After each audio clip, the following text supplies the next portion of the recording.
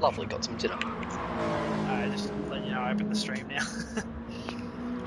What is going on, guys? Here we are here for Project 1 State of Origin Round 2. My name is Dynamite_296, and here today I am joined by the wonderful Stone Tower, otherwise known as Prezzo. How are we going, everyone? It's a pleasure to be here for round 2 of State of Origin here at Tokyo Expressway. It's a track we visited in the mini championship with the KTM crossbows, so hopefully the drivers will be familiar with it. If not, then Dynamite and we'll be able to show all you viewers at home a track guide and how to get around here. So Dynamite, take us away when you're ready. As a previous winner of this circuit, I am definitely a fan of it. As you guys would know, yes I am. So here we go, I'll take you guys around in the Project 1 Toyota 86 racing car.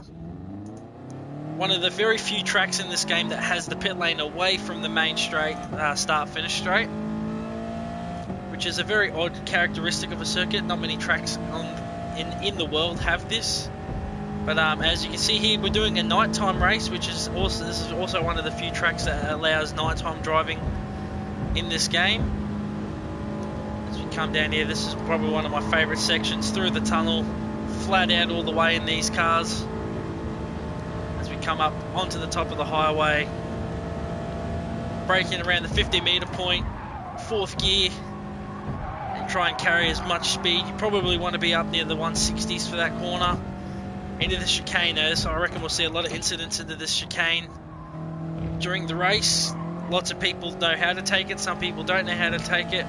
But then this comes onto now what is the main straight, start-finish straight, as you'll see as we pass under the line here.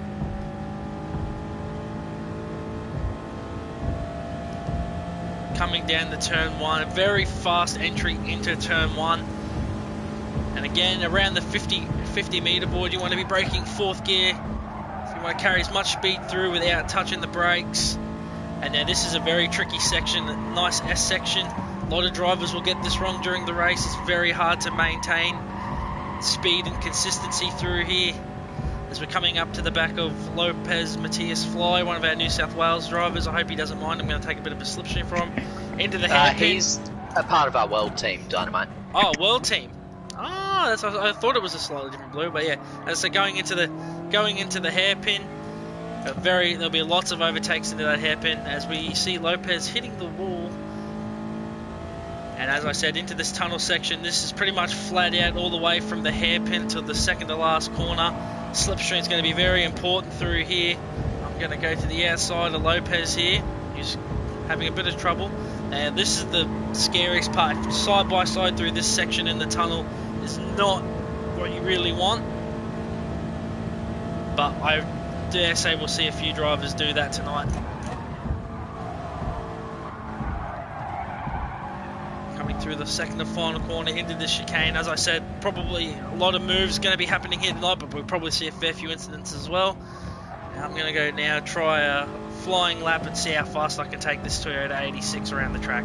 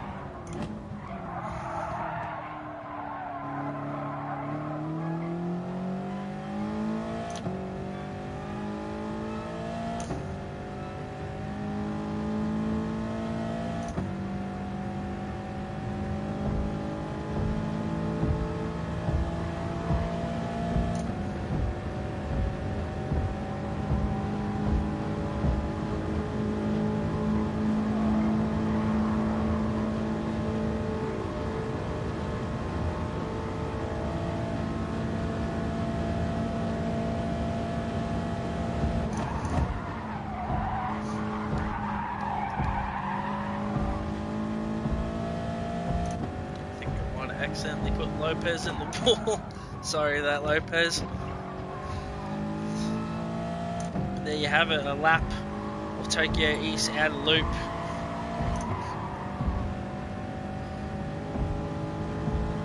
Come across the line to see what sort of lap time we can do. It's only a 1 minute 40, not a personal best, but yeah, so interesting round tonight, as we saw in the round 1 at the Nürburgring. Queensland got to be the team to look out for. But we'll go through the driver lineup through tonight. So we have Tim Ant for Victoria. He's returning from last week. We got Curving Texas in for Queensland again. JM Wags for New Zealand again. Oh, I forgot to cancel my entry because I am stupid. There we go. Let's see. We go. Hang on. Where was I? Oh, we got Ridwan in for the Western Australian team, obviously taking your place, Prezzo, after your mixed round in Nürburgring, would you say? What are you saying mixed, man? It was bloody min. It was good. You were up there for the first half of one of the races. You just had a difficult second half and I wouldn't say difficult race too, but I'm not being able to come through the pack as well as obviously the Queensland boys were. I know, I'm taking the piss. I know it was shocking, but anyway. Oh, I wouldn't say it was shocking. You were up there with Banana Josh in the first race. You just, as the stint wore on, the tyre wear got worse. You just struggled to adapt a bit, but yeah, that's it. Many drivers like that. I think so. We've obviously seen our first entry from the world team. So we got our 2 American drivers, KD and Lopez, in this team. Bodhod making a return for Victoria. I don't think Victoria have more than 2 drivers, so I think the only teams to have more than 2 drivers are Western Australia and New South Wales. So yes. Viper Z is in this week for Banana Cake Pie, and the Western Australia team is completely different with Jack Drop your and Rick One in for Orphan Drop and Ridwan in for Banana Josh and your clone in for you. Yeah, cool. Can we go without the interruptions a little bit? I was just trying to spit that out, but yeah, sorry. All good, man. Who we got for? I know the main talking point of tonight will be, where is he? I can't find him at the moment. Viper in for New South Wales now. He's pretty much the one to watch. Very fast Australian driver, probably one of the quicker guys in this league. Often doesn't race as more of a admin role, but he's decided to join us tonight for the State of Origin series for New South Wales. So I reckon he's pretty much the target for everyone tonight. And I'll be interested to see if Ridwan can take the fight to Viper. Yeah, it'll be an interesting prospect to see Viper Z, oh, dear God, and Ridwan go up against each other. But it'll also be interesting to see how the mid-pack battle develops throughout the race, because there are going to be some very strong drivers in the middle of the pack, and I reckon that battle will be hotly contested, as we have now gotten qualifying underway. First car out on track is Jack, so he got on the throttle earliest. Then yeah, he's getting in track position, but no tow. So I think everyone's just, we'll sit here, no tow, all good, we'll sit in the tow. Yeah, interestingly enough, it's the 2 WA cars straight out, but Bodhod right on the tail of Ridwan. He's actually going to look for the pass here. I would have thought he would have. Oh no, he's going to stay behind. No, right, that's a smart idea. Ridwan being one of the quicker guys, Bodhod would more likely be better off sticking behind Ridwan, getting the tow, getting the line, and not too far behind him's Tim Ant. So Victoria are really keen to get onto the back of Western Australia cars here. Yeah, that does seem to be the case. Nearly dropped my bowl everywhere. That would have been awkward. As it's just, qualifying, everyone trying to get their plates sorted out. You see Curving Texas and Viper Z close to each other, but yeah, I think everyone's just trying to, space themselves out. Get an idea. As they'd be straight on a lap as well now, wouldn't they? The beauty of the pit lane being where it is. Yeah, one of the, it's like I said in my lap, very interesting pit lane here. But we go to Ridwan. Oh, Ridwan hits the fence. He's actually managed to overtake Jack before the start of the lap, so he's probably giving. No, Ridwan has gone back into the pits. I think he might have had a bit of damage there. So orphan drop or Jack, and Jack's now gone into the wall. This qualifying session is very messy so far. A lot of drivers seems Tim and Viper the only ones to make it through the hairpin normally.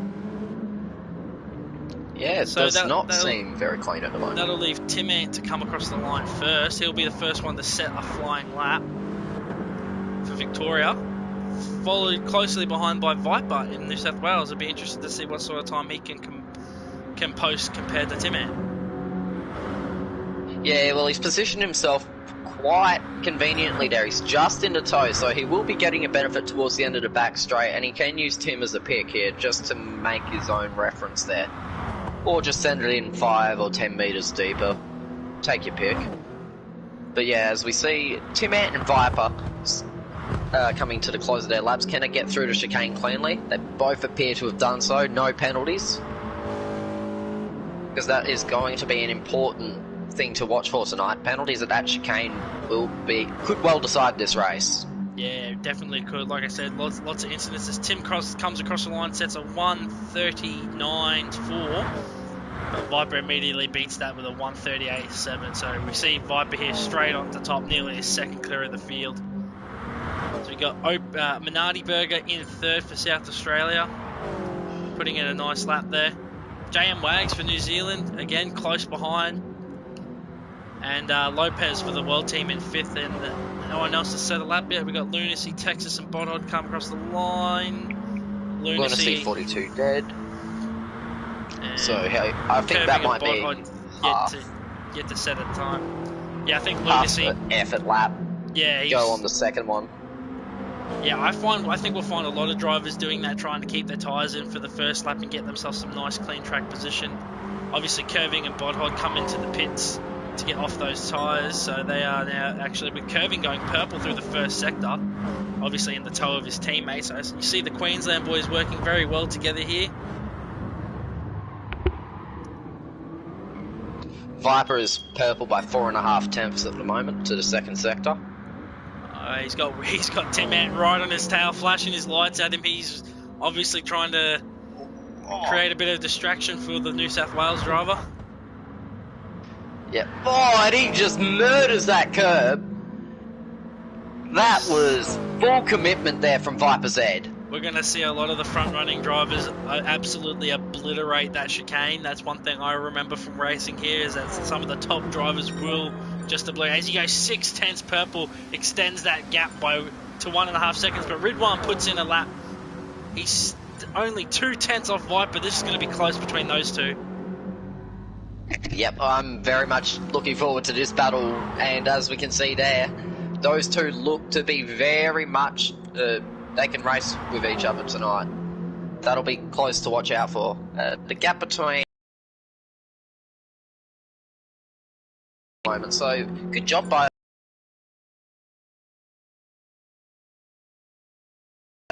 on a 1:39.6. Up into 6th.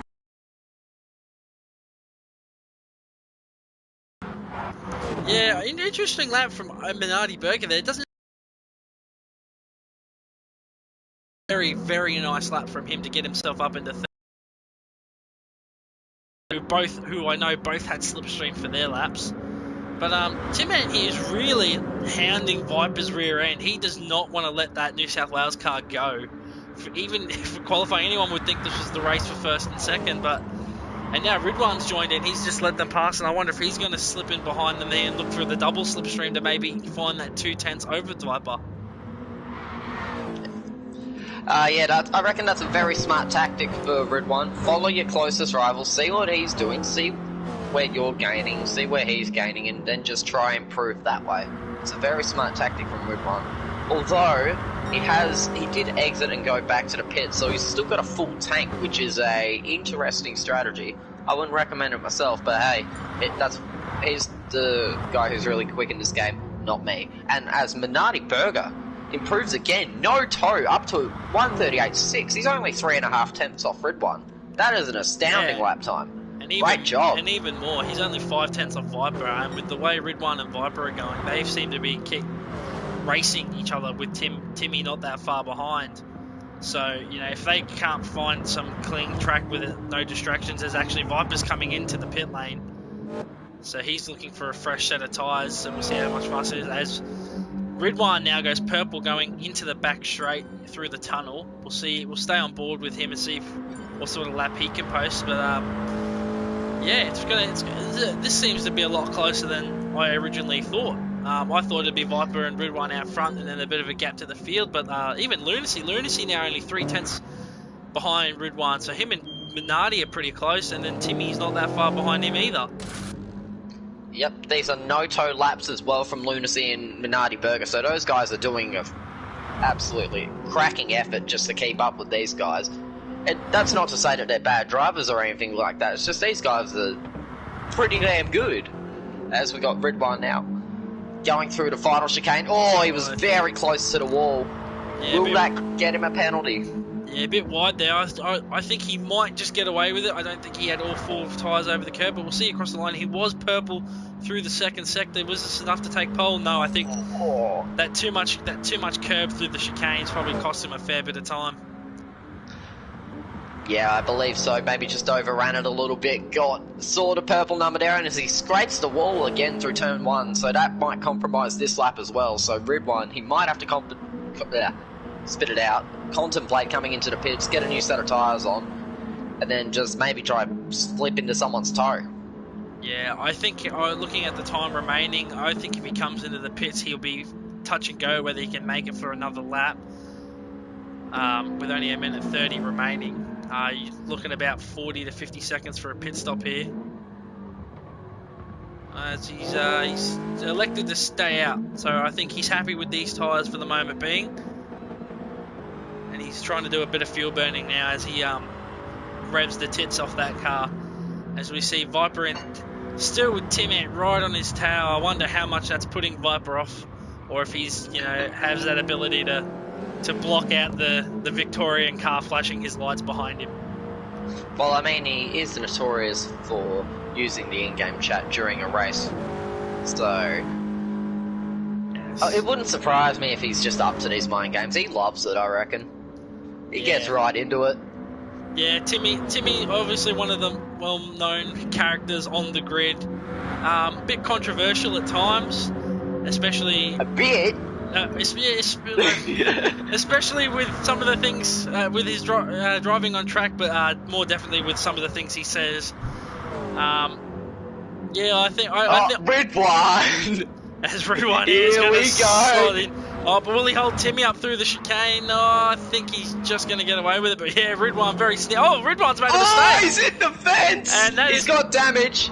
That is karma for Ridwan. I think that is his pole chance pretty much done and dusted. He's got damage on the car, so it's pretty much Viper's the lose now as he goes on for his final flying lap. Will he be able to? I think him and Timmy will be the only ones to get a final lap. As Lunacy, you know, who was that coming across the line? Minardi Berger's going to come across the line. He stays 4th. As Tim Ant right into the wall now. He's got damage. That's Tim Ant's qualifying session over. Lopez is about to come across the line. He's done well. He snuck up into 6th place. He doesn't improve. As we got Curving Texas and Bodod in 7th and 10th as they come across the line now. What will they be able to do? Will they be able to improve their positions? Coming across the line now, Bodhod would hope to improve in the slipstream. Curving goes up to 5th, and I don't think Bodhod was able to improve. No, Bodhod down in 10th. That's a very bad lap as Jack and BK now come across the line for Western Australia as Jack jumps up to 8th and BK drops down to 9th. That's good job, son. Good job. Western Australia putting one over the South Australian driver there. Yeah. Now Jamo for New South Wales sets a 140.2. That keeps him in 12th. As we go back on with Viper here, he's the last driver on a proper flying lap, and he's purple. Only just. Can he improve? Can he extend that margin over Ridwan to assert his dominance in this car on this track? Oh, he's right out sideways through the final part of the track. He's going to have to get it stopped here into the chicane. He throws it over one set of curves, then the other. Oh, he's in the fence. The wall. Yep, it's gone. But I think that's all but secured him pole position, as Timmy's now spun as well in sympathy for Viper. And I don't think we have anyone else offline laps. Everyone Lunacy else was on one, I believe. Oh, will Lunacy be able to improve here? Oh, no. It was a bit It's out lap. So he exited, okay, yeah. went on to the mediums to make sure his tyre choice for the start of the race was correct. Which is a smart call, by the way. Very smart. I wonder how many drivers will get caught out. The irony if Viper comes across the medium Oh, please. As it's well known in the community, Viper does not believe that glitch exists. But yeah, nothing against Viper. It's a very common glitch that we have seen many times in this league through either the GT racing or the State of Origin racing. It is very well known that sometimes when you want to start on the mediums, it will put you on the mediums, but say you're on softs. So, but hopefully, for the sake of the racing entertainment tonight, I hope no one has that issue. Yep. But yeah, so this is your grid for race 1 of round 2 of State of Origin. We got Viper on pole position, Grid 1 in 2nd, Lunacy in 3rd, OP 4th, and Texas rounds out the top 5. Tim Ant in 6th, Lopez for the world team putting in a strong showing in 7th, Jack picking up where his brother left off in 8th place, BK a close 9th, Bodhod poor qualifying from the Victorian man, would have expected to see him a lot higher in 10th, JM Wags for New Zealand in 11th, and Jamo rounding out the grid for New South Wales in 12th. As we move now to the start of the race, this will be an important turn 1. Turn 1 is very tricky at this track, so if Rid 1 gets the better getaway, we could see them side by side going into turn 1. Alright, as we get ready to build up for the race, Dynamite, take us away at the start. As we get ready for the countdown to come up, where is it going to be there? Is it going to, yep, 3, 2, 1, and away they go. And it seems like a good start for Viper. Poor start from Rid 1. He's already having to defend from Lunacy. As the drivers get away here, going down into turn 1, Viper with a significant start lead through over Rid 1 as they go side by side. OP and Lunacy and Texas and who was Timmy behind. It's Lunacy and OP. OP manages to sneak his way through the S section. That's a nice move by OP there. Hopefully no damage for either of the drivers. Why am I not getting any race info? There we go. Yeah, you have to. It will do the same thing for me. It's a pain in the ass. So anyway, there is an absolute storm in the midfield. They are nearly 4 wide into the hairpin. Your BK right on the inside. He's trying to get up his way up through the field. He's side by side with Orphan Droppers. You got Jamo and JM Wax side by side behind. And Lopez, poor start from 7th all the way down to 12th. I wonder if he didn't put traction control on for the start and just got wheel spin off the line. Yeah, well, no, I have found from experience, you don't need traction control to start these things. Okay, it's been a while since I've raced these cars, so I couldn't quite remember. But as we see, up at the front, Rid 1 in the tow of Viper, he is stalking him. He does not want to let this New South Welshman get away. He knows if he doesn't stay within the slipstream, Viper is likely to pull away. As behind, we've got the 2 Queensland drivers going side by side, but Curving decides better of it, knows that it's the team's championship at the end of the day. And him and Lunacy will be looking to get past that South Australian of Minardi very quickly, as they don't want to let the front 2 get away too much. So yeah, as you mentioned, it is the team's championship. There are no individual honours on the line here. It is purely about representing your state, as the gap at the front sits at around about 4 tenths.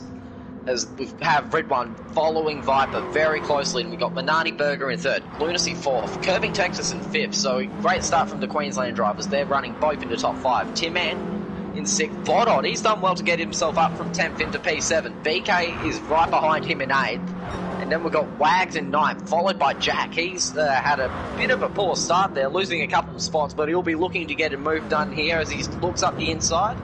And I think he's going to get that done. Yes, he will. Wags leaves a ton of space. We've got Jamo and then Lopez. Oh, Lopez has engine damage, so we've missed a crash there for Lopez. So unfortunate for him on his return to Project 1 eSports in a competitive capacity. So that's unlucky for him. But don't fear, there is still one more race for him, so he will be able to redeem himself in about 40 minutes' time. Yeah, it's a poor start for the world team in this series, but yeah, like you said, he'll more than likely start from the front and be able to try and work something. As we watch the gap now, the gap at the front's come down to about 2.5 tenths. I think Ridwan just clipped the wall, so that gap has extended. As we look behind, and again, the two Queensland drivers. Actually, no, it's Timmy. What happened? Oh, Ridwan's hit the fence! Ridwan's and so is Viper! They've both got damage! Oh god. This is gonna entice Lunacy in third. As what happened to OP? OP's dropped back. He's down in ninth. We've missed an incident somewhere. He is dropped back behind multiple drivers back in the ninth place. He was running up in third. That is an absolute shame. As Ridwan and Viper going side by side through turn one. Ridwan's trying to take the lead, and I think he's done it. Yes, he has. Yes, He's gone round the outside of turn one. That is a nice move there from Ridwan. I wonder how he's managed that with the front end damage. That would have been understeering like crazy. Yeah, well, Viper's got rear end damage, so maybe his is sticking it out a bit more taily than he would like, as he's going to have a look again. No, he's 6 right behind. What do these two do? They're just going to have to ride it out here. They are, going to have to push each other. They're going to have to work together, because these two Queensland boys of Lunacy curving and then followed very closely by Timmy, they're getting closing the gap extremely fast.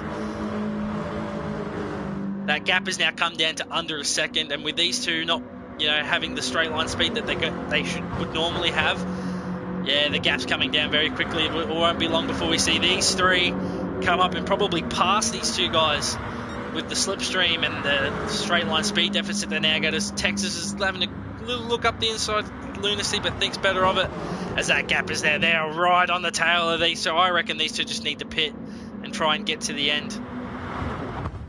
Yeah, I'm not sure what the time minimum is tonight. I believe it is 5 laps. Oh, so Viper makes another mistake out of the chicane, so... Yep, that is going to cost Viper. That is not the stuff he needs, as we've got Lunacy right on the back of him now. Will he be looking to make a move, or will he still push Viper? He's just going to push him. Lunacy's not interested in making moves right now. I'm surprised about that.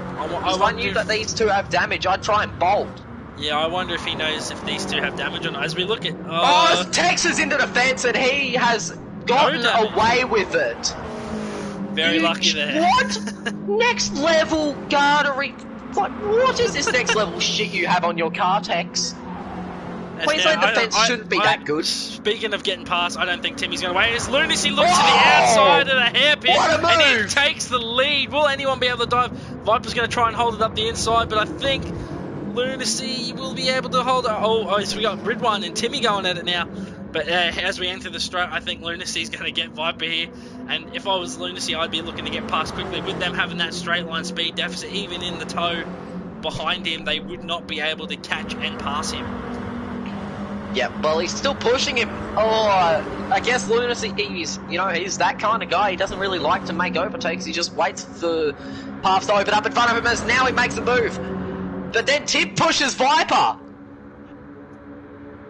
And then Viper moves back across to cover off Lunacy, as we got Tim up the inside. No, Viper covers. I don't think that was very smart there from Lunacy. He should have either gone for the move or kept pushing him. Oh, it's Viper. Oh, Tim as well. That was right out sideways.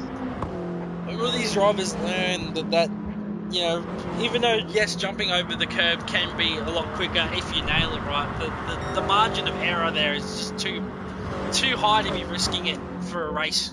Maybe for a quality lap, but for a race stint, you should not be using all that curve. As we now look, as Lunacy's going to go around. Oh, I thought he was looking for the move. I think Timmy was just a bit right there for turn one. Ridwan's managed to hold onto the back of the two Queensland cars. I wonder if he's going to be looking for the move, or if he's just biding his time until the pit stops come around. As we got Bodhod again. Bodhod's made his way up into 6th place. Actually, I think that's from the Minardi Burger dropping back, because he's got front end damage. Yeah, something definitely happened to Minardi there. He's got front end damage on the right front, and dropped a lot of places. But we'll see what happens here. Will Viper be able to hold on to this lead with that rear end damage? That's going to significantly alter the handling and even the straight line speed of that Toyota 86. Yeah, well, the fact Viper's managed to get away is just a bit shocking here. Come on, guys, you've got to get past him. Rid1 has been overtaken, and he's dropped right off here. He can't keep up, as now we've got Tim going for it. Yes, Finally! This is what Lunacy should have done last lap, but he waited a bit too long, and Timmy was able to use the slipstream on Viper to get past us. Texas makes the move on Lunacy. I think he realises his only chance of keeping with Timmy is to get past Viper, and his teammate's just not doing that at the moment. So, as Tex looks a bit sketchy through the chicane, but now Viper's going to use the slipstream of Timmy. Now, I don't think he'll go for the move, but I reckon he'll just sit behind Timmy until the pit stops, because I reckon he'll still be quicker through the corners. He just is losing that straight line speed as Tim sets the fastest lap of the race, finally in clean air from everyone else. Yep, so now I reckon he's got a chance through these S's where Viper's car will not be handling ideally to just get a margin here. But Viper's able to keep up with him. That's pretty good. It's the last bit of it that Viper struggles. He's lost a little bit of touch there, but he's still just in the tires. We've got the two Queensland cars side by side. Or not. Bloody illusions and stupid things. Now we've got Rid1. He's right on the tail again. That's what happens with drivers' tires. Texas in. Texas got damage. Texas picked up damage somewhere. So he's gonna. So he must have gone in earlier in the lap. But this is good. This will give him the undercut over the likes of Timmy and Viper and that. As long as he comes out in fresh air. We saw Queensland do this at the Nürburgring, and it did help them a lot in the second race. They weren't quite there at the end, but they were still showing significant pace over some of the other drivers. So we'll see how he goes. Timmy's built that lead now to 0.9 of a second. He's going purple even more now. It's up to a second now. He's bolted. He is like, nah, I am going. He is on the soft tyre compared to the two Queensland boys, so he might struggle a bit at the end. But I think that was the perfect time for actually curving to pit. I'm surprised Lunacy didn't come in as well on his mediums.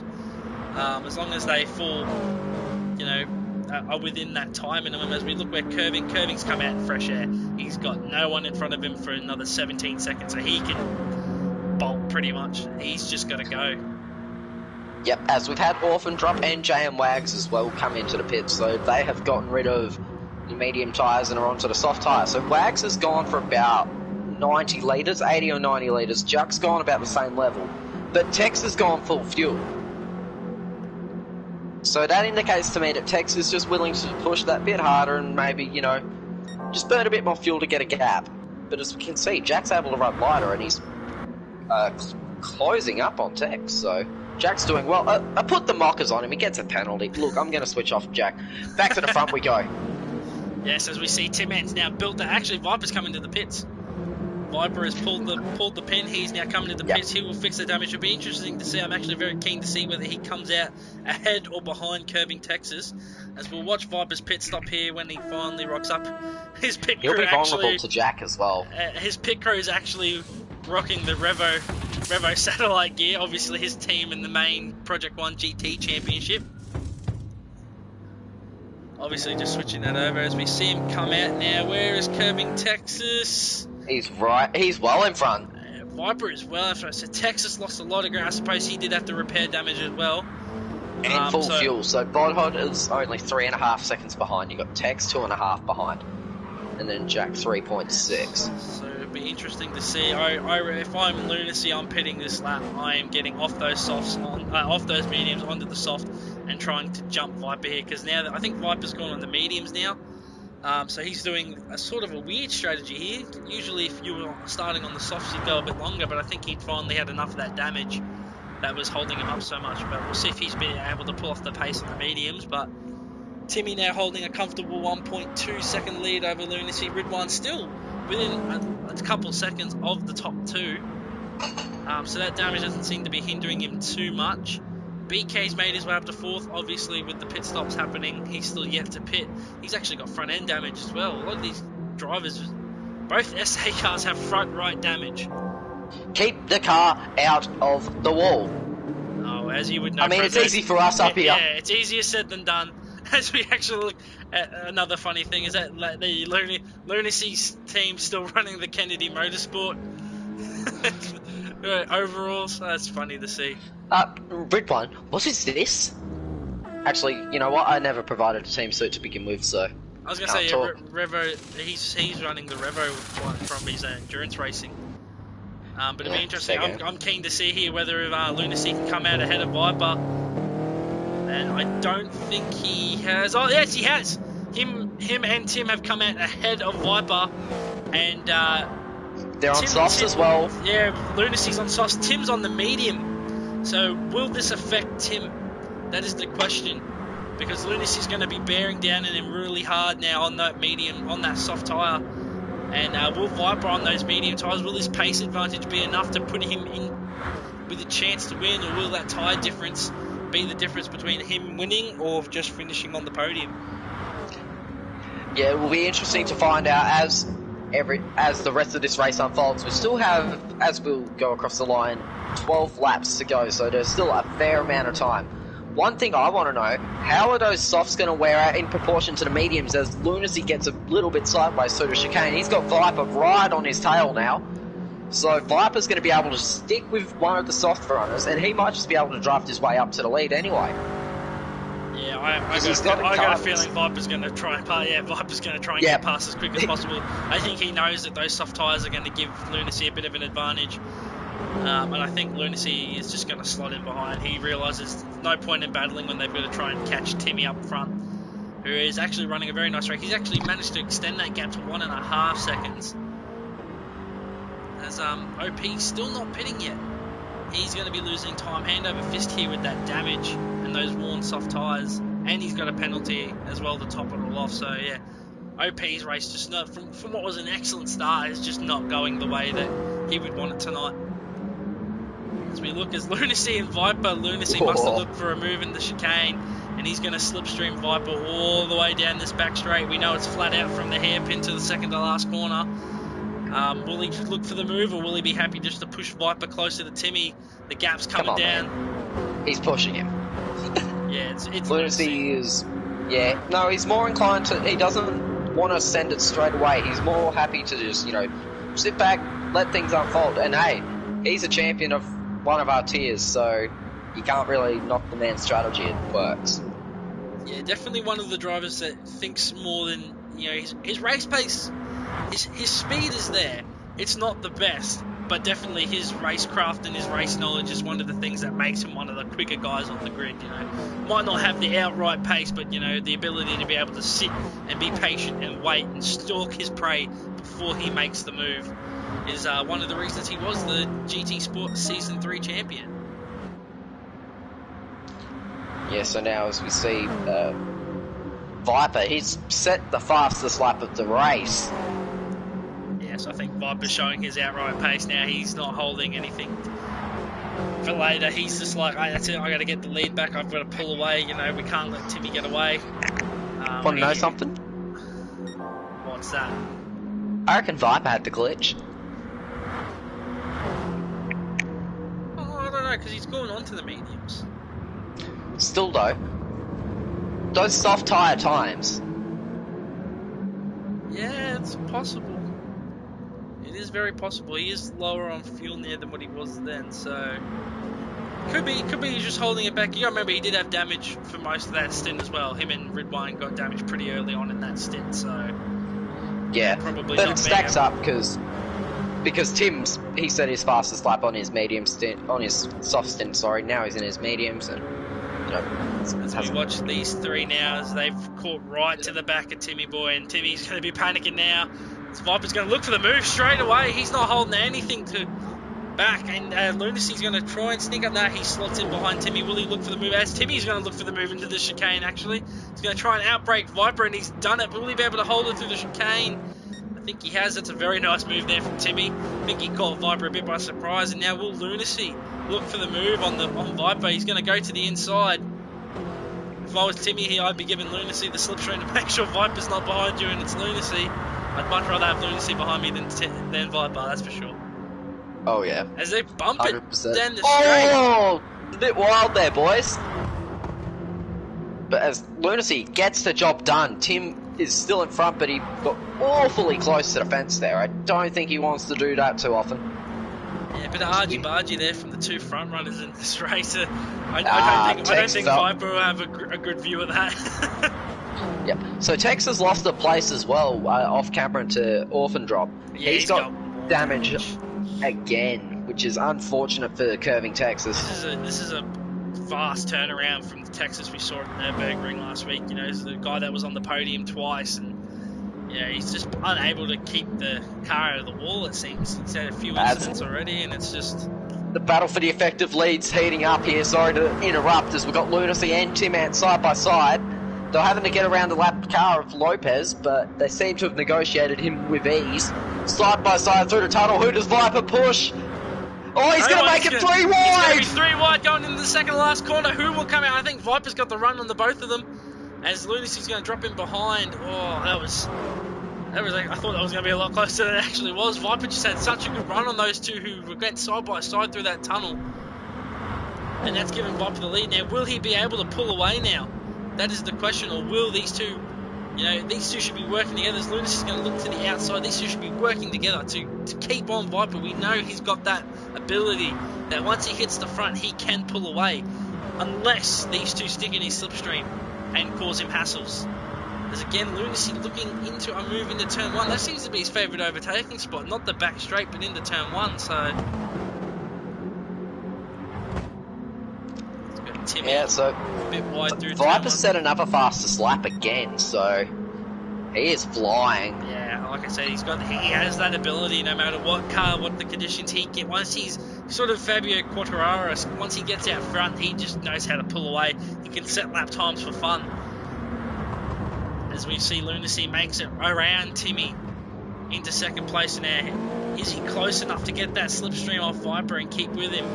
Seems like he got a better run out of the hairpin, and he is gaining slightly. So yes, it does look like he's still within the slipstream. Actually, interestingly enough, Viper has a little less fuel than Lunacy does. So will Viper actually have enough to get to the end? Because it seems like he's using a lot. Oh yeah, he is chewing through that. I just had a look at that. He's quite a fair bit under half a tank. And just interestingly, these three battling has actually allowed OP with the damage and the worn tyres to actually extend his gap from 18 to 20 seconds. So could we see OP come out in the effective lead of this race due to the other three just having a battle hell for leather? You never know here. Because he's on the softs. He does have damage though at the moment, so he will have to repair that. But he's positioning himself well for quite a solid result inside the top, I'd say top 6. As Ridwan is trying to gun it to get back to the pack as well. Yeah, Ridwan will be pushing. The only thing with him, he's got no slipstream. I thought he probably would have been loving seeing those three going side by side, but now that's lulled down a bit. Lunacy's just chilling behind Viper, and Timmy's dropped back a bit, nearly a second gap, so he's almost lost the slipstream. I think Ridwan will have a tough time catching up here to the lead of this race.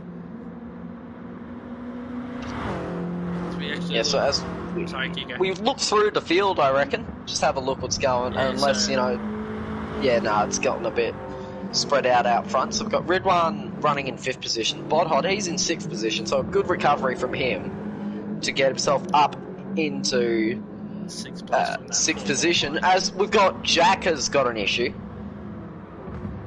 He's probably just clipped the wall by the looks of it. Bit iffy through that hairpin. Is he paused? I think he might be paused. He might have to have dealt with something quickly. Yes, so yeah, that's alright. That could be why. Yeah, but he's only dropped behind Curving Texas and JM Wags. He's back.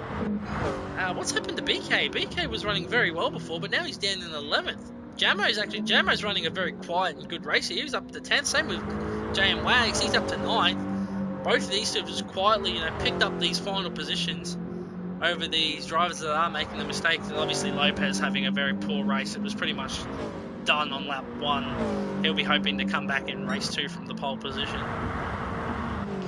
Yeah, so you've got looking at these drivers at the back of the field at the moment. They'll be looking to rebound positively in the next race, and you never know. One good result in one race could make up for a terrible night, so these guys will be looking forward to the next race. But for now, they're just going to get through this race, get the points, and then move on. But unfortunate for Jack that he had to attend to something. I think Timmy's made a mistake here because he's got front end damage and now he's got Ridwan all over his tail. The gap is now 4 seconds between Timmy and Lunacy, and I think Ridwan's just going to pass him. He doesn't want to get stuck behind the Victorian car any longer than he has to. Will he be able to hold it around the outside, or will he go for the crisscross? I think he's going to go the crisscross. Yeah, I don't think he's going to want to wait around right now. Going to want to get a move on. As they are side by side. Yeah, got to be careful here because BK has just come out of the pits ahead of them, so they'll have to lap him at some point. And if Ridwan's smart, he'll jump in behind BK and get that slipstream to give him the extra straight line speed over Timmy. Oh, he's at the front. Lunacy's going for the move on Viper into the second to last corner. Will he be able to hold it up the inside? No, Viper breaks it just that bit too late. But will Lunacy have the run? He's actually going to have the run on the exit of the corner. And, I thought he had the run. This nighttime race is making it a bit confusing with the headlights. Oh, it's awesome though. It's a great spectacle racing at night, and this is one of the few tracks that allows us to do it and competitively, because you got some tracks with the night setting that you just can't see at all. Bathurst. Yeah. Yes. Now the gap at the front is around 0.4 of a second. Lunacy's gaining on him. Yeah, Lunacy just lost a chunk of time following. He tried to make the move past Viper into the chicane, but in doing so lost out a lot of time. He'd lost about 5 to 6 tenths, but he's managed to bring it back very quickly through the S section and is once again right on the back of Viper. Will he look for the move going into the hairpin? I think he's realised now that he's got to get past Viper now, or it's going to be too late towards the end of the race. Yeah, so Viper, I reckon saving fuel. Viper's saving fuel. And Viper just made a mistake. Viper made a mistake, and that's going to give Lunacy the run on him now. Very wide through the hairpin. Oh. Can he use the slipstream down the back straight? As I say, he's saving fuel. He just starts using full revs again. Bastard. Yeah, he's a wily old fox, Viper. He's obviously been around the Gran Turismo franchise for a while now. As we see Lunacy stalking him like a lion, stalking his dinner. He's just waiting to pounce. He's going to look once again up the inside of this corner. Will he be able to get past? He's going to hold it down the inside. I think he's going to push Viper a bit wide. No, I think he knows better than to bump and run, especially against someone like Viper. Oh, his Viper's made a mistake. Oh, I thought Viper had gone round there. I heard the tyre squeal. I thought he'd gone round. There's Timmy. Oh, Timmy nearly goes around everyone through that final chicane. It's not a matter of if, but when. Yeah, so we've got Lunacy. He's right there. He's going to make a move up the inside, and he makes it. Makes it stick. Great move from Lunacy. He's up into P1, and now he's going to hope to try and just gap Viper now. I wonder if this will work into Viper's hands with his fuel saving. He'll be able to put the engine back up into a high fuel mix. But oh, Viper's hit the wall there. Yeah, no damage. I think it's just a bit of a graze. It's very normal at that section of the track to graze the wall a little bit. I'd be more concerned if they went front end in. But yeah, this could work in the Viper's favour here. Now, obviously, Lunacy does have more fuel than Viper and is able to push that bit harder. But Viper here might be able just to sit in the toe in a higher engine mode and still be able to save that fuel, but keep with Lunacy. I suppose it's not over till the fat lady sings, so we've got to wait till lap 20 of 20. But I reckon Lunacy, now that he's ahead, I reckon he's got the ability to keep Viper behind. He'll put the car in the right spot and make sure that New South Wales car cannot pass his Queensland car. Yeah, as Viper now is stalking him. He's just hoping that Lunacy slips up out of the group and he can just stick that nose right into the inside as their nose to tail down towards the chicane. Viper, duck the nose in late just to show him he's there. Nothing more than that. Yeah, it's one of them cliche things. The hunter becomes the hunted. You know, Lunacy spent so long behind Viper, watching that rear end, seeing where he was strong, where he was weak, biding his time to see where he can get the move done. And now he's ahead. He's got Viper, who's now going to sit behind him and stalk him. I don't think these two will be able to be separated for the rest. Unless one of them makes a mistake, that they're pretty much going to stay together for the rest of this race now. It's going to come down to the last lap, last corner. As they've pulled the gap on Ridwan. Ridwan's probably just going to have to settle for third place now, which would be good damage limitation after his start and damage towards the start of the race. He'll be looking to come back in race number 2 and hopefully win that one. Yep, so the battle at the front, it's just above half a second, so Lunacy's got himself a little bit of breathing room there.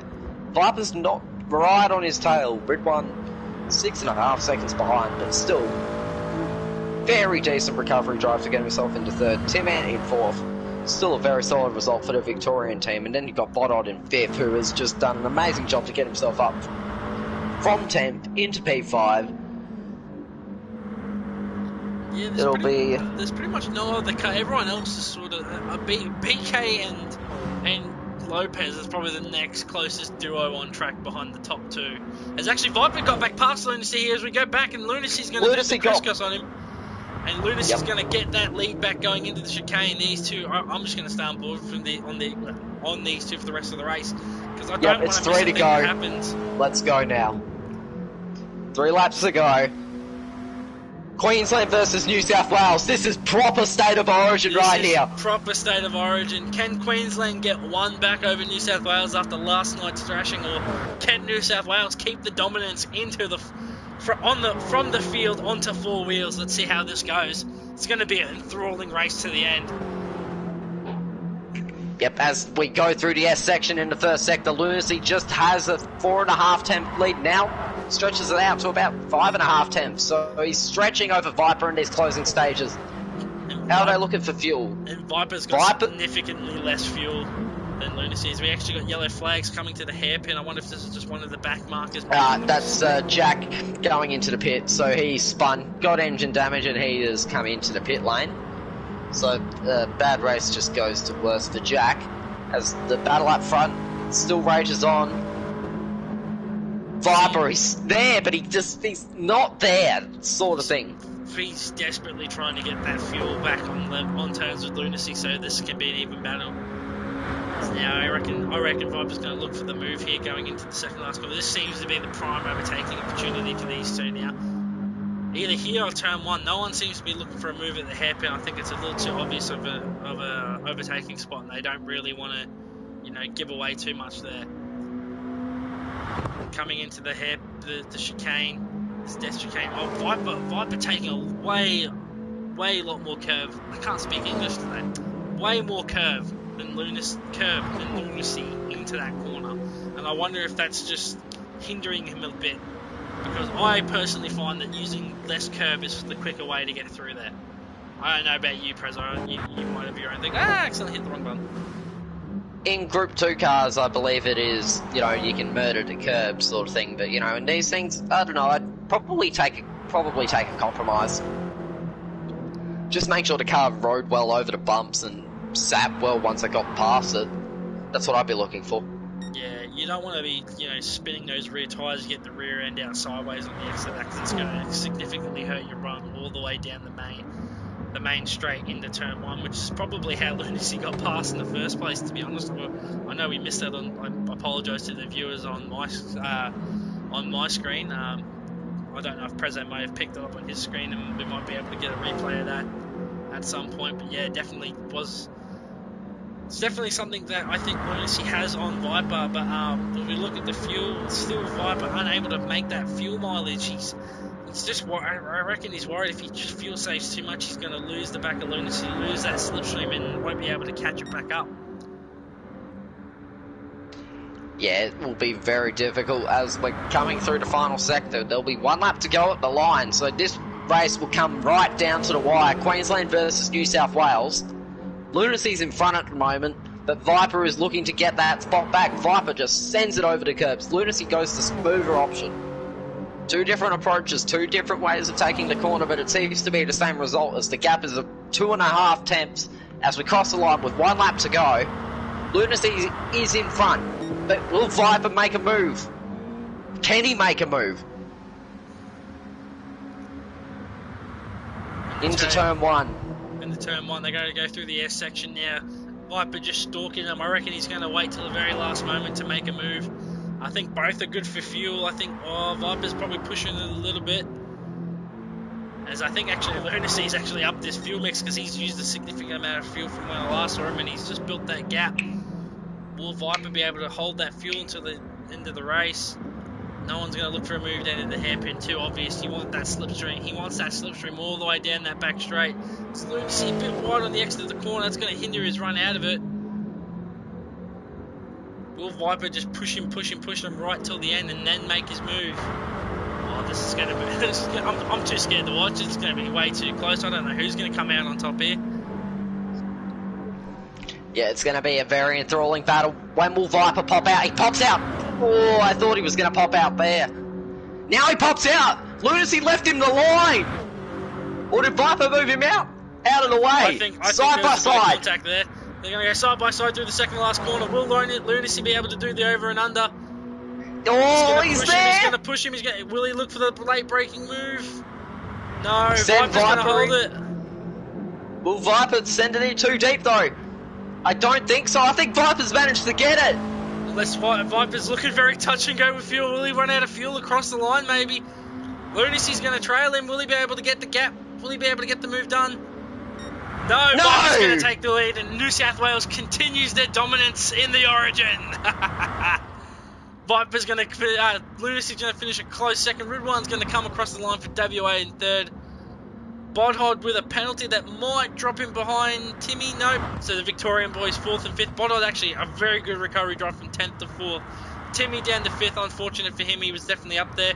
OP for S, the top South Australian car in 6th. Curving Texas. Unfortunate for him. Damage and just, you know, outright no pace. Just dropped him to 7th. JM Wags for New Zealand, well done mate, he's going to come across the line in 8th, that's a very good result for the New Zealand team. As we got Jamo, the other New South Wales car, is going to come home in 9th, these two definitely, you know, keeping their nose clean, didn't have the pace but they kept it clean, and, you know, Lopez 10th, very good comeback from that, you know, disastrous first lap. Don't know what happened to Jack, he's obviously had something go on that's cost him a lot of positions, and BK rounding out the field a lap down. But that was a very, very exciting race. You just couldn't look away from the top two.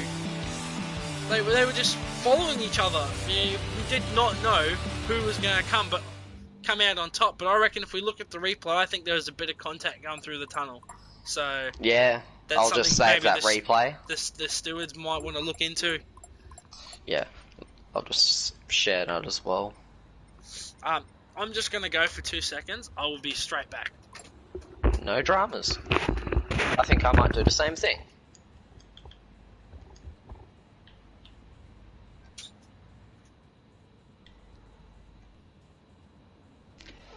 So what an exciting race that was, ladies and gentlemen. Hope you all enjoyed that. We still have one more race left to come, and it is a sprint race. I have word from Orphan Drop, the second driver at the Western Australian team for tonight, that his TV shut off middle of the race. So that is just an extraordinary circumstance there, and unfortunate to happen to him middle of a race. But hopefully he can bounce back strong in the upcoming race and get himself a good result. See if we can dig up any other dirt from the paddock here. Let's have a go into the chat.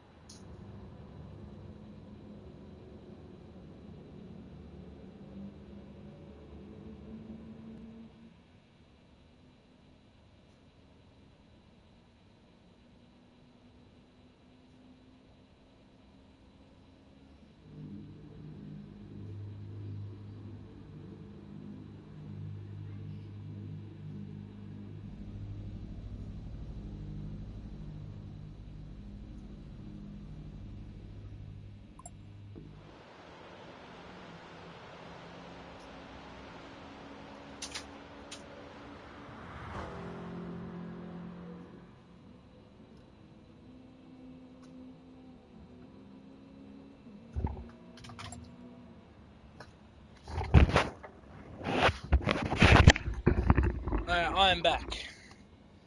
Welcome back. Oh, the regulations have been changed for the feature race.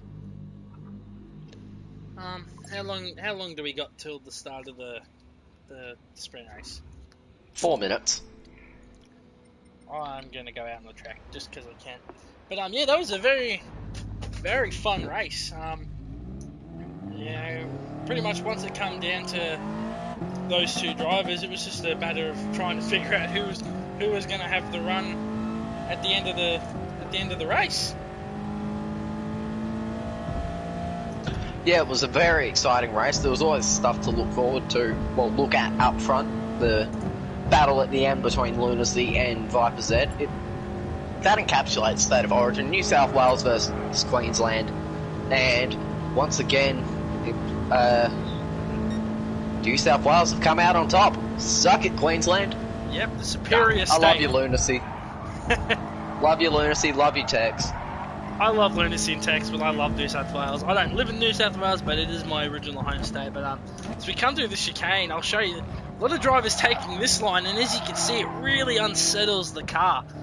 I would have thought really the smoother, using not so much of the orange curb, would be the better run, because you see after that chicane it takes you down this main straight, and so if you get a bad run through that chicane, it's going to hinder you all the way down the main straight into the first turn. And it's just odd to see so many drivers prefer that high curb line compared to the smoother just using the basic curb line.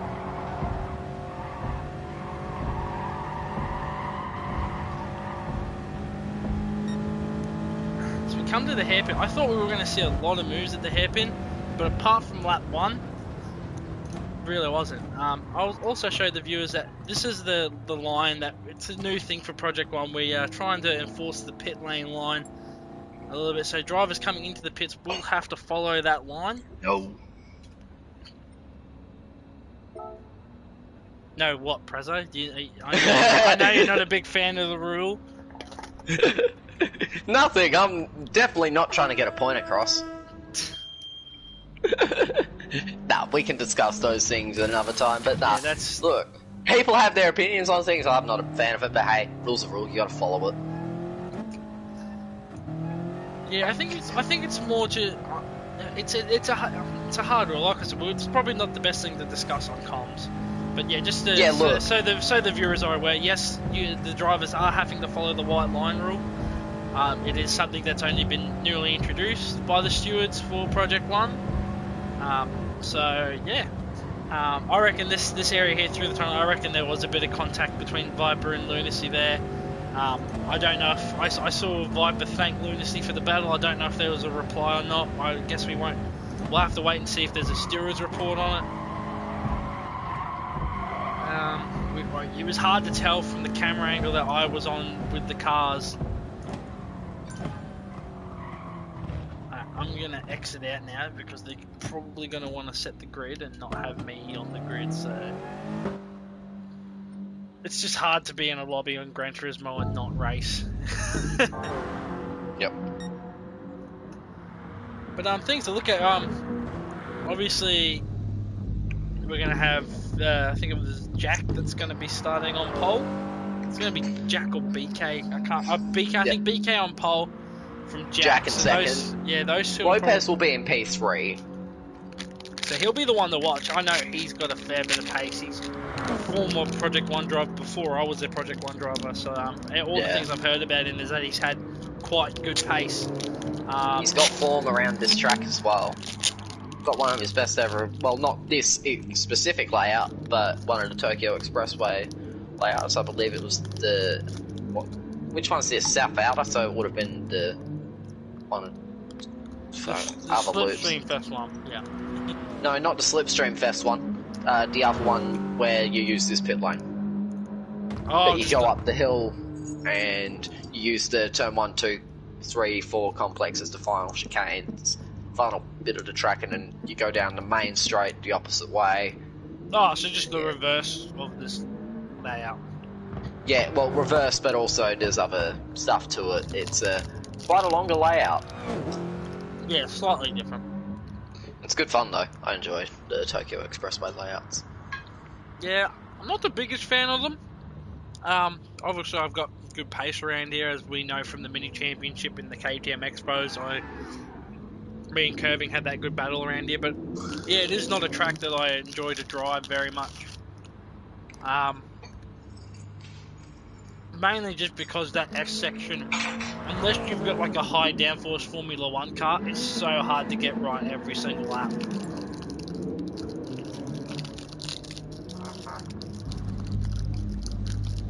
These Oreos taste like shit. And if we get ready here, it's BK's given the ready for the final race of the night. We're checking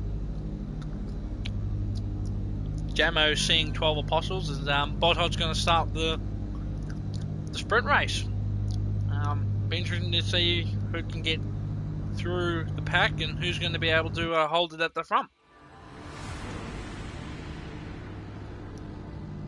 Yep, so as we get ready for the start of the sprint race here, we've got BK and Jack who will be lining up on the front row. Then we've got Lopez, Jamo on the second row, Wags and Tex on row 3. Minardi Burger 2-man on row 4, Bodhod Red 1 on row 5, and then you got Lunacy and Viper rounding out the field. As we get ready, where's this bloody countdown? Give me my countdown. Yeah, 3. And away they go! BK and Jack seem to have gotten off the line evenly. BK gets into the lead. Lopez falls in behind in third. So the top 4 have gotten away well and cleanly. So they've formed themselves into a train as BK gets into the lead. As Lopez is now looking up the inside. Will he be able to get the move done on Jack? No. Holds position. Jamo and Wags working together. They go around the outside. And Jamo's up into P3. Wags in P4. Oh, Wags has even got himself up into third. What a start from the New Zealand driver. Very good start there from Wags, and Jack and BK have sort of opened the gap up to third place, all that battling behind. Just look at Lunacy's had a terrible start. He has dropped way off the back of the pack, and he's allowed Viper pass and up. So I wonder what happened. I wonder if Lunacy just wasn't ready for the start, or if it's just odd to see. He's on the medium tyre, but it seems to be a lot of drivers on the medium tyre. Actually, got Jamo there. He's had a poor start from 4th on the grid. He's down to 9th and he's got damage. So,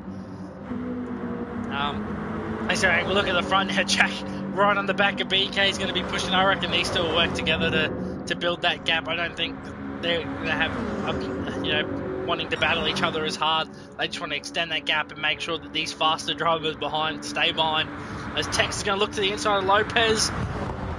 But he's not. He's just going to get James Wags. So Wags goes from 5th to 3rd as he gets back past the both of them.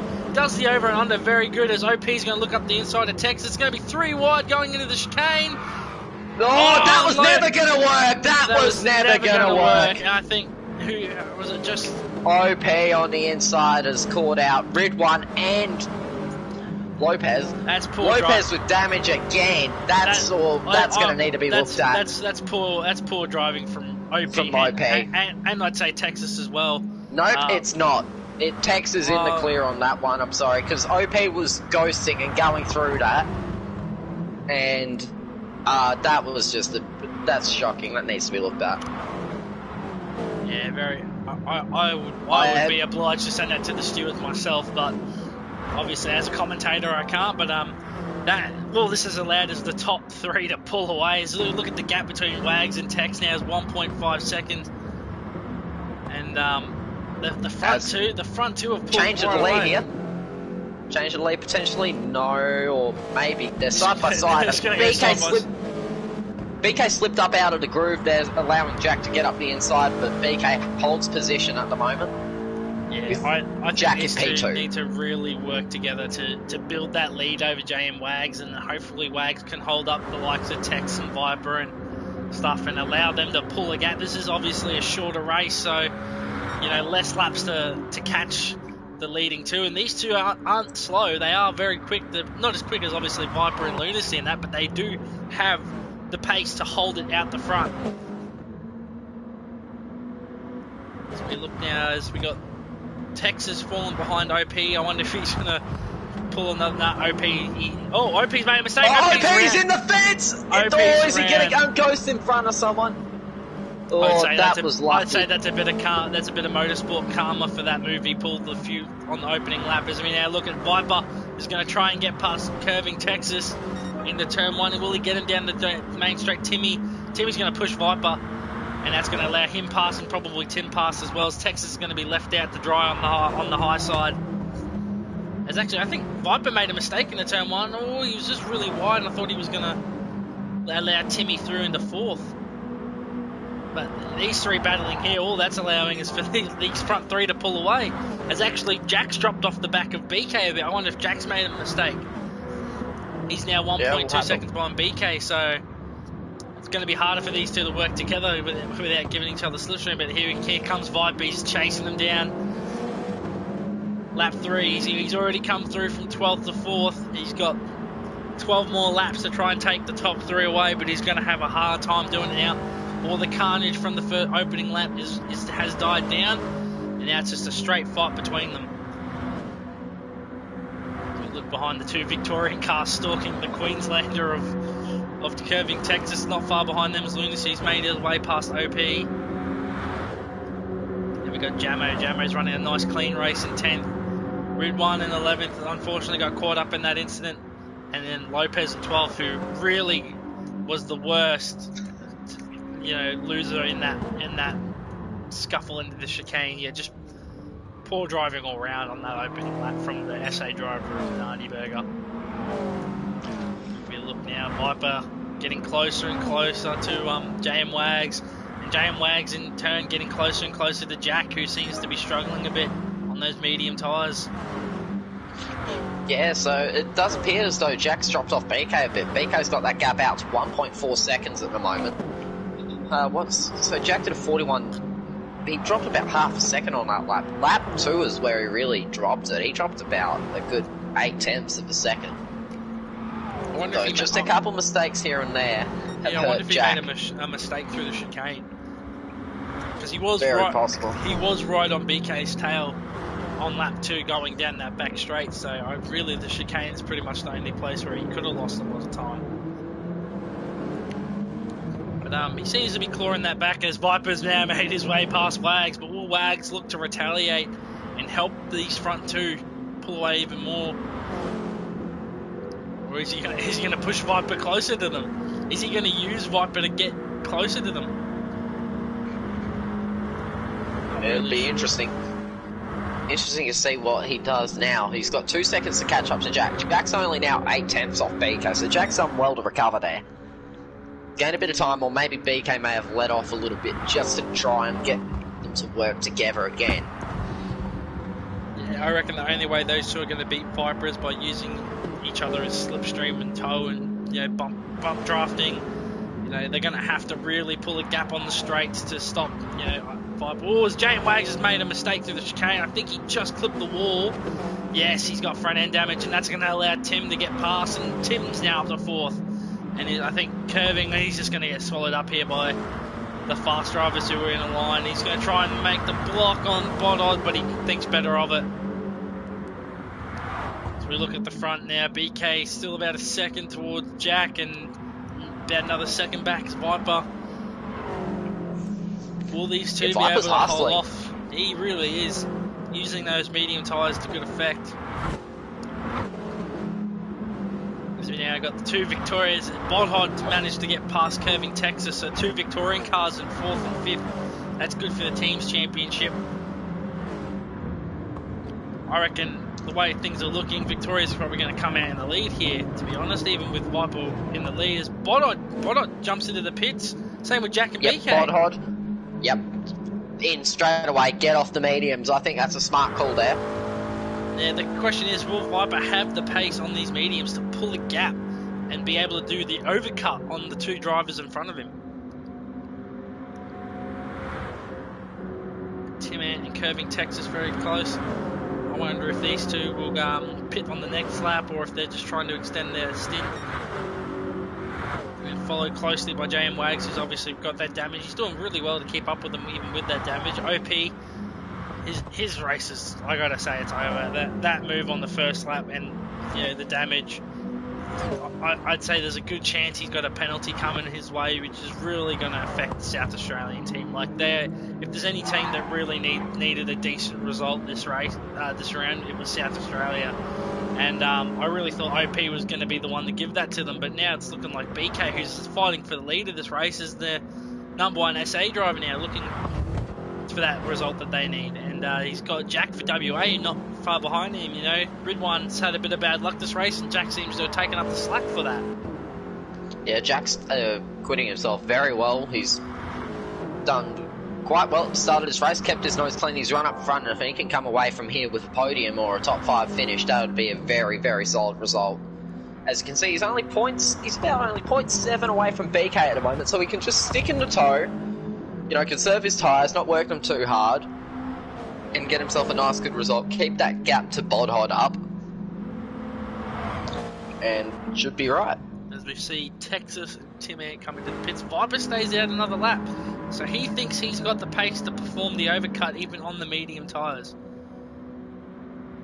which wouldn't surprise me. But we got BK and Jack here. They're gonna come out. They're gonna stay in 2nd and 3rd. Will Bodhod be able to come out in 4th? I think he's just gonna come out behind Tex and Tim. Oh, it's gonna be side by side with Tex going into the tunnel. He's got the run. He's got the momentum coming out of the pits. Lunacy actually right on the back of them two now as well. So he's done very well to catch up to this group. This is going to be a straight Queensland versus Victoria, the good old COVID fight. Yep.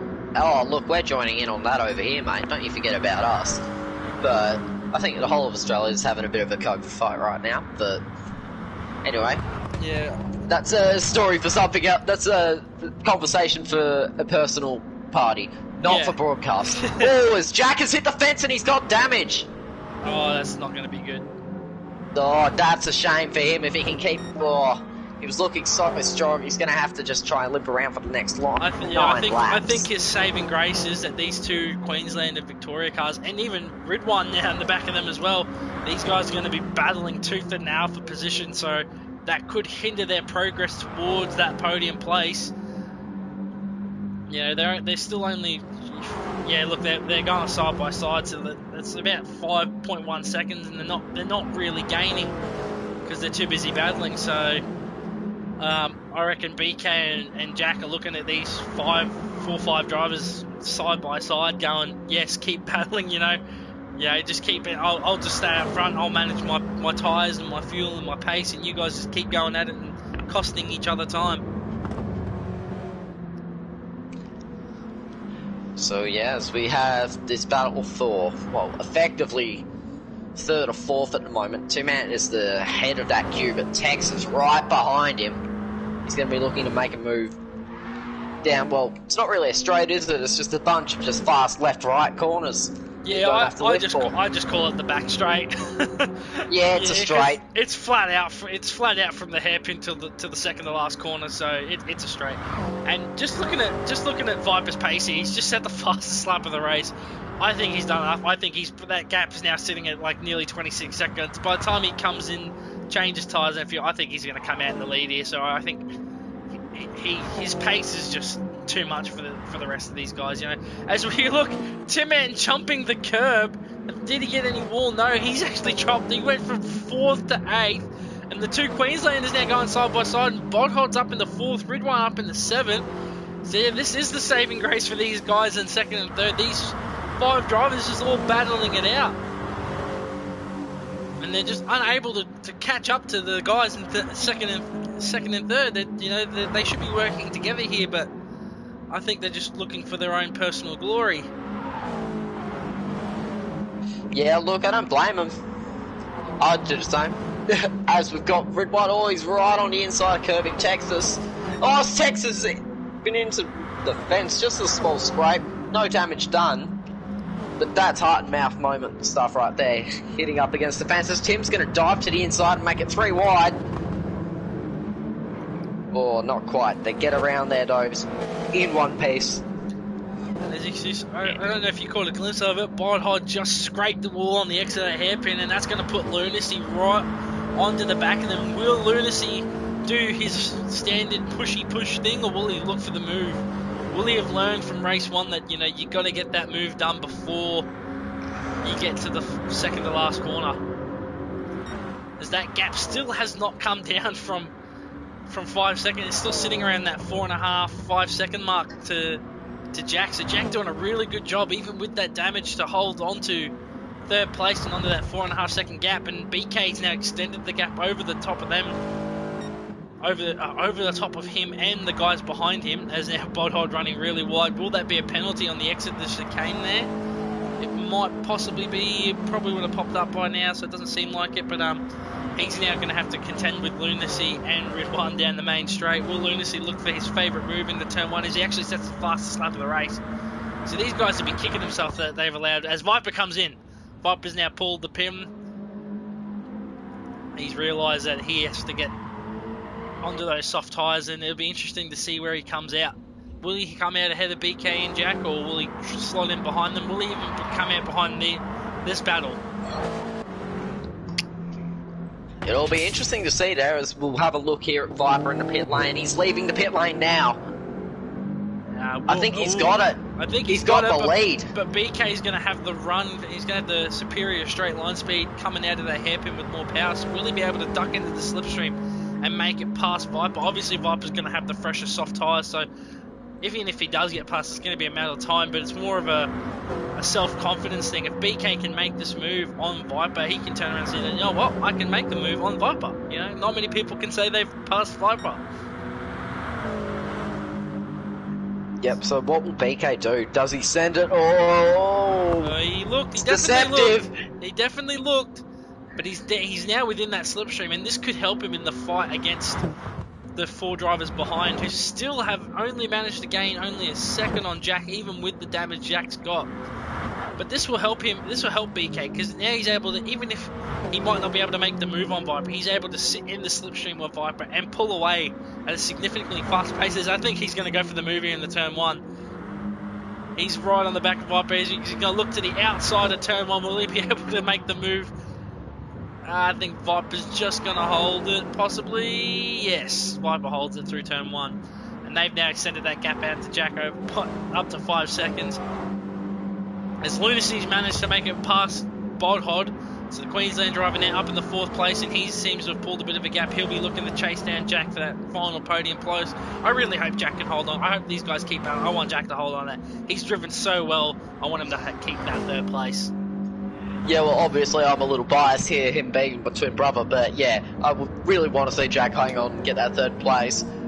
But nonetheless, he's driven a solid race. Unfortunate to get damaged, but it's very easy to happen around here. And you never know, these guys behind him could just as easily make a mistake and get damage.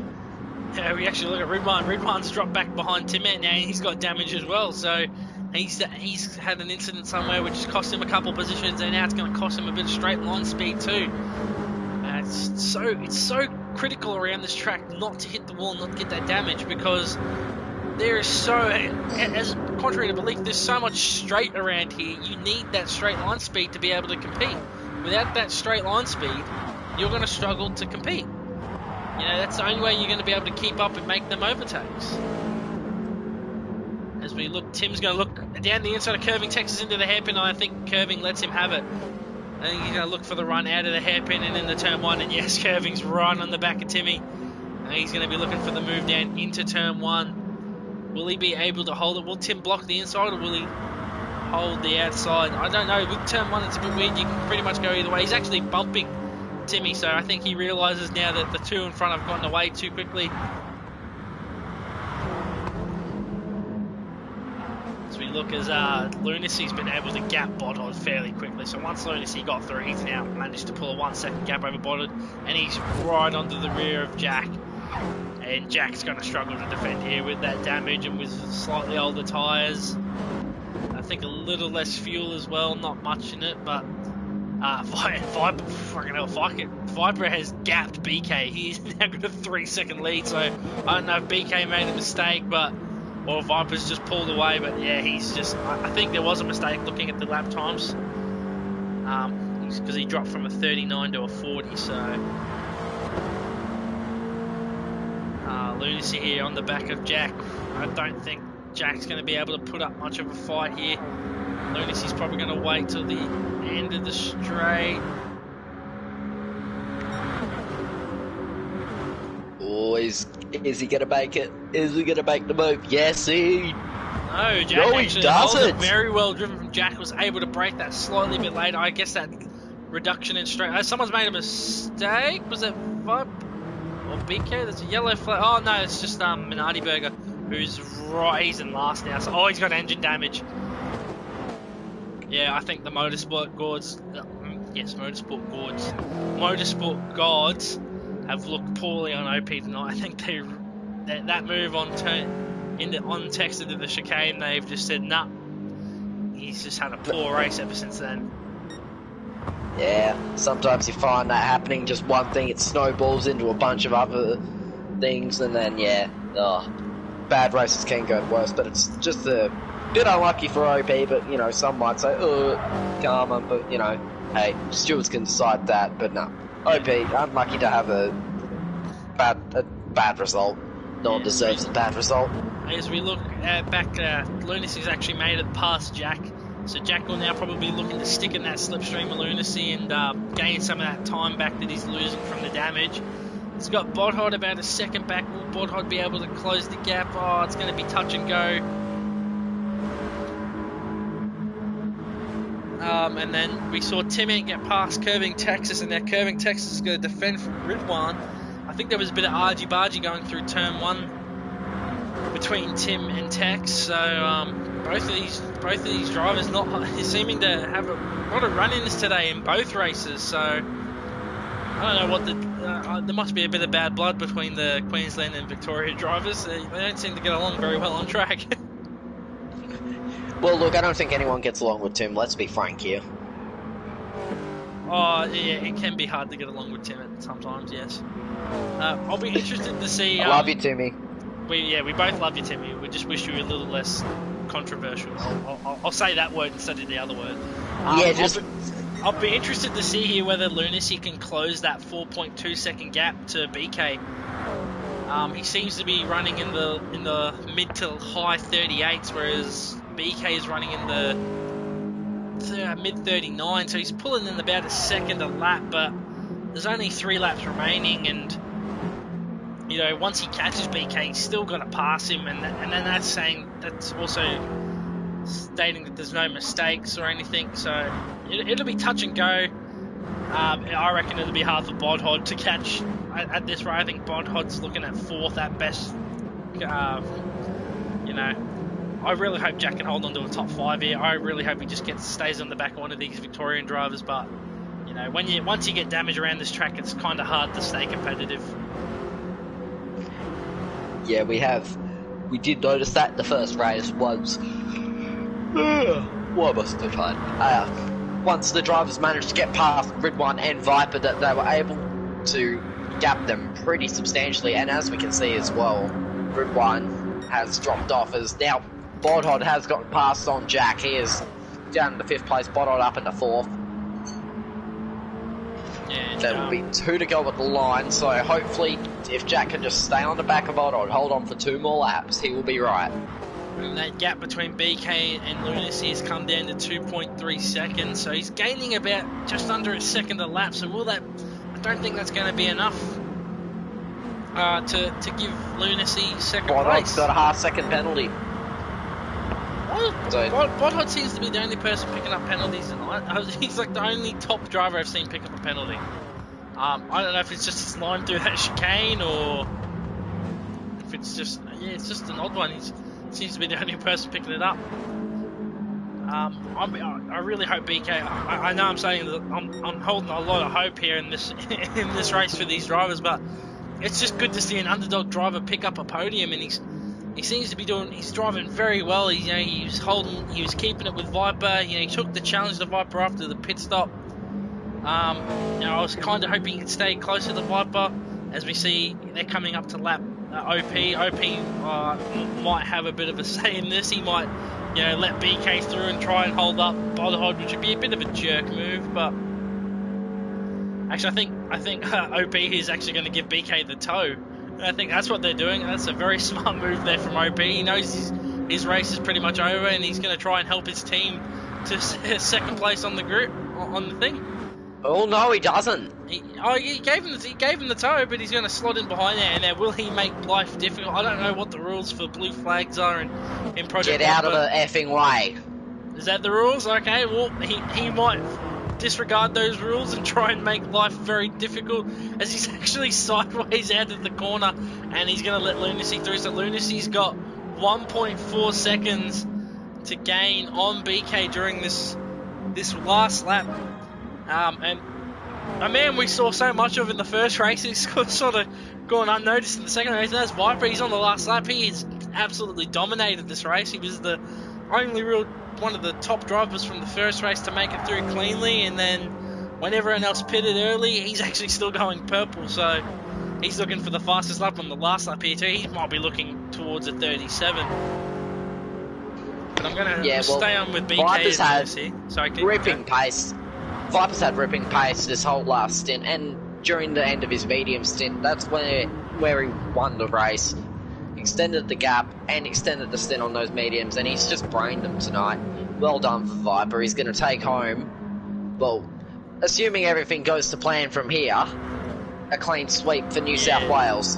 I doubt, knowing Viper, I'd be hard pressed to see him make a mistake here, unless it's a technical issue. I can't see him making a mistake here. As he's pushing for that 1 minute 37. He wants to break the all-time lap record around this track.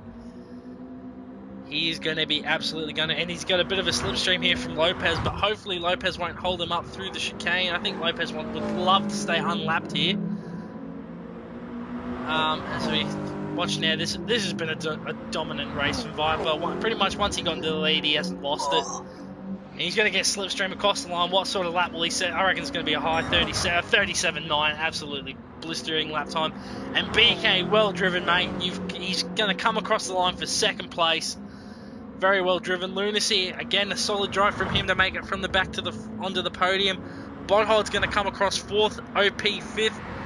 Tim sixth. Tim fifth. Jack's going to come across in a.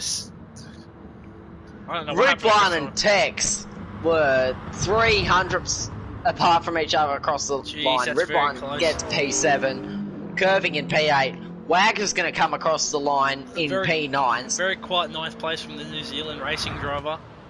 Very well. Yep. And Jamo again picking up points. He's quiet. He doesn't have the pace, but he's there. 10. And then Lopez for the World Racing Team. Is that what it says on the back of his car? I know that the states are listed on the back of his car. World Team. Okay, I couldn't quite see. It looks a lot like the New South Wales car. I'm not gonna lie. They maybe should have gone for a bit of a different colour, but nonetheless, all the. Nah, man, what do you mean? It looks like the Earth. Really? Does it? I can't tell. It's night time. All the cars look different from what they looked in the Nürburgring. Fair.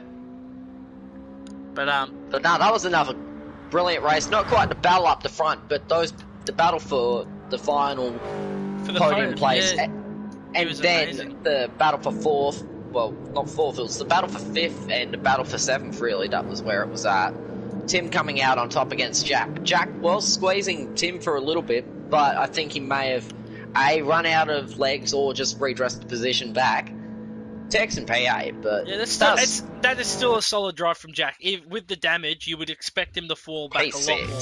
So to keep P6 is very good, but I'm going to introduce something a little different for this stream. I'm going to say the first race, Viper's got to be the driver of the race for race number 1, and I'm going to give driver of the race for race number 2 to BK. You know, to be able to. He was the only one one of the drivers that started at the front, that stayed at the front, and he was able to keep them fight. Obviously, you're going to be hard pressed to keep Viper behind, but to be able to keep, you know, the likes of Lunacy, Tex, Bodhod, Tim Ant behind, when you don't quite have the pace, was a very good drive. And I'm just gonna quickly we'll get the dominant race winner in here to be interviewed. Where is he on my friends list?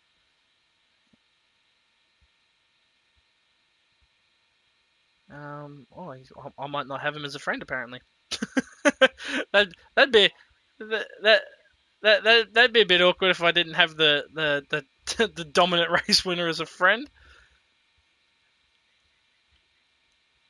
I got Amazing Al. Does he count? We'll just invite him and interview him. If I can't find if it pretty.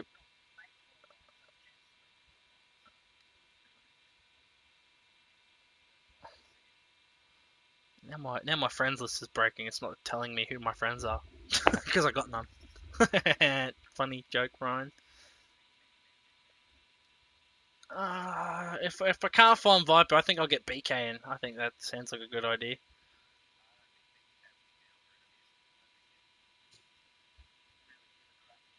Here he is.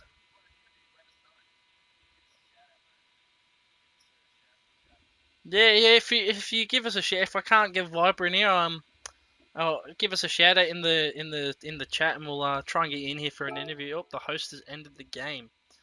That's nice. I'll give Viper like a couple of minutes to get in. If he doesn't join,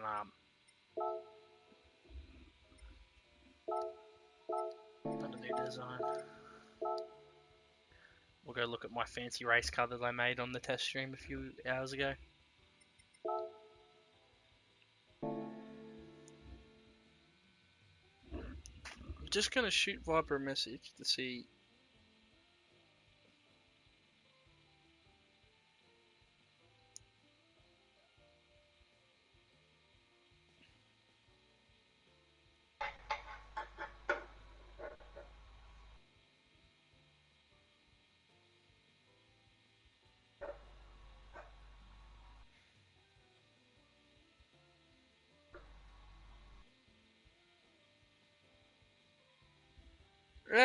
There he is, the man of the moment.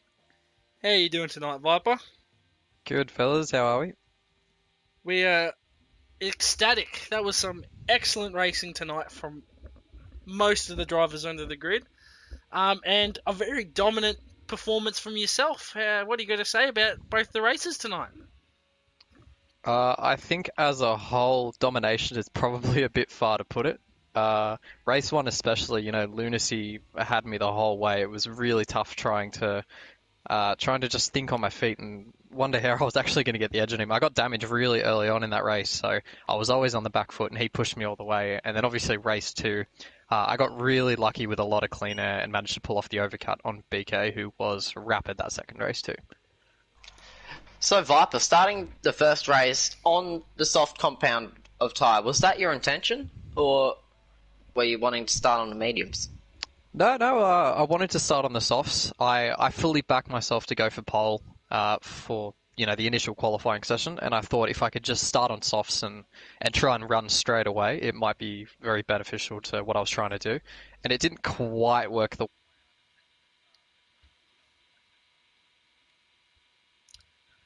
Very nice. I should mention that, but when I say domination, you won both the races. It obviously was a very exciting race in the first race between you and Lunacy. Every time we looked away from you, it seemed that something would happen and I would miss it. But obviously in that second race, very, very well done to be able to pull off that overcut on the medium tyre. I don't know if you probably haven't seen the stream yet, but you have been designated driver of the race for the first race. That last lap overtaken you and Lunacy, that battle, it was just amazing between you two, and you were obviously the one that come out on top. So congratulations, mate. I think you've helped New South Wales move up the team championship order, and I'm not sure if you're going to be in the final round or not, but I look forward to seeing more of you in the series. Thank you. Yeah, we'll see how we go. Obviously, New South Wales as a whole, we didn't have the greatest round, so hopefully the final one we'll be able to really push for it. But we had a lot of fun, and we'll push on to the season finale. Good on you. Yep. Congratulations once again. Yeah, congratulations, mate. And we have now BKXI join the party. Very well raced, mate. You had a bit of a bad first race, but you really brought it back in that second race, and that was. I was really happy to see you get that podium. You fully deserved it, mate.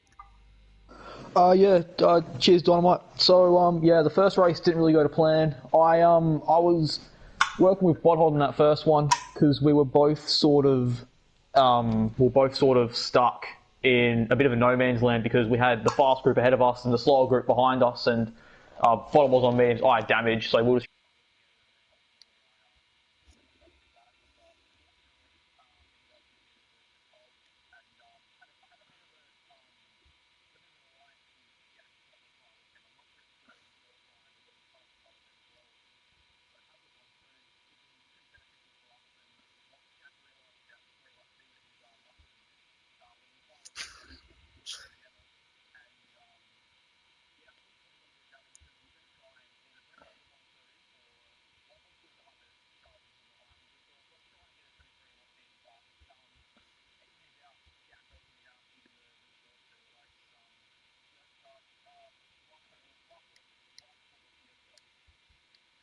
and obviously he came out ahead of me, which obviously not what I wanted, but I went for that move in turn one because Viper's one of the quickest, if not the quickest on the grid. So when you're in that type of opportunity, it's now or never. So I went for it, didn't pay off, and then I sort of slipped back. But very happy to hold on and get P2, best result in this series and first podium I've gotten in months.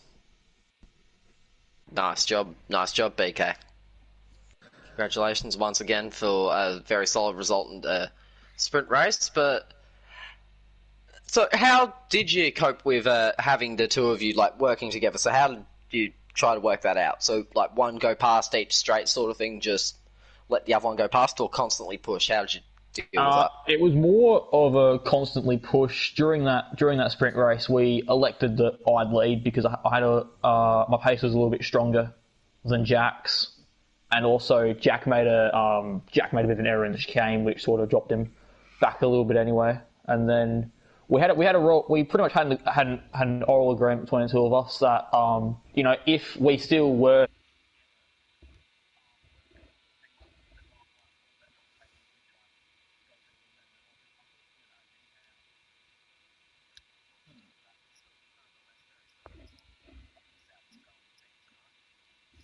on the board. Yeah, obviously, because I came last in the feature, OP came last in the sprint, so, we're rocking P12 SA, but yeah. Need some points somehow. Not bad for someone who's still on hiatus. Not bad at all. Not bad. Yeah, well, it was still a very well-driven race from you in that second race, and as I said it before, I'll say it again, you've been designated driver of the race for the second race, for your being one of the only people starting at the front to still finish at the front. So congratulations on that, and hopefully this will see the start of your uprise in form, and hopefully it gives you a bit more confidence, and we'll see you more at the front for the rest of the season. Boys. Alright, well thank you everyone for watching the stream. This has been Project 1 State of Origin Round 2. We'll see you guys again in 2 weeks for the final round of the State of Origin. I cannot remember the track. We will see Interlagos. There we go. Thank you, BK. So we'll see you then in 2 weeks for the Interlagos round and the final round of the State of Origin. Thank you very much for watching. I've been Dynamite. Prezzo, thank you for joining me again. No drama. It's been an absolute pleasure. Good to be back in the commentary box. I've missed doing this. Might have to do it a bit more often. But yeah, thank you very much for having me. Thank you so much for watching as well. On YouTube, and be sure to tune in a couple of weeks' time for when we return for not only GT3 and the Mazda Touring Car Championship, but also State of Origin, so I can't wait. Yeah, and well done to all the drivers tonight who put for their podiums and for their positions, and we'll see you guys in 2 weeks. Thanks for watching.